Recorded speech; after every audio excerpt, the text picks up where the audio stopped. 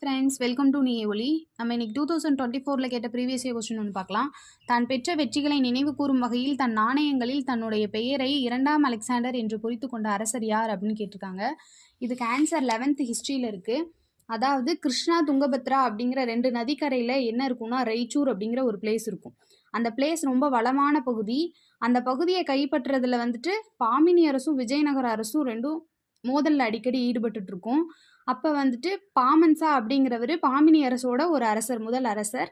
இவர் என்ன பண்ணுறாருன்னா வாரங்களோட கிழக்கு பகுதியும் ஒரிசா ஆட்சியாளர்களுக்கு எதிராகவும் ஃபஸ்ட்டு போராட்டத்தை தொடங்குறாரு.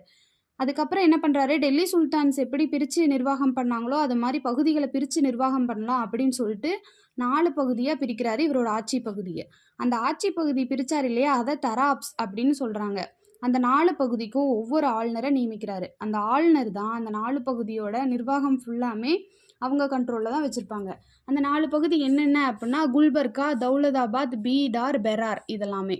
இன்னும் என்ன பண்ணியிருப்பாருன்னா 11 வருஷம் அந்த பாமன்சா வந்து அவங்களோட அரசியல் எதிரியெல்லாம் அடக்கி சிறப்பாக ஆட்சி செஞ்சுருக்காரு. இன்னும் நிறைய அரசர்களை கப்பம் கட்ட வச்சுருப்பாரு. அதனால் இவர் மேற்கொண்ட எல்லா முயற்சியிலையும் எல்லா போர்லையும் ஜெயிச்சனால இவர் என்ன பண்ணியிருப்பாருன்னா இவரோட வெற்றியெல்லாம் நினைவு கூறுற வகையில் அவரோட காயின்ஸில் அவரோட பேரை என்னென்னு வச்சுருப்பாருன்னா 2ஆம் அலெக்சாண்டர் அப்படின்னு பொறிச்சிருப்பாரு. ஸோ ஆன்சர் யாரு, தான் பெற்ற வெற்றிகளை நினைவு கூறும் வகையில் தன் நாணயங்களில் தன்னுடைய பெயரை 2ஆம் அலெக்சாண்டர் என்று பொறித்து கொண்டவர் யார்? பாமன்சா. தேங்க்யூ.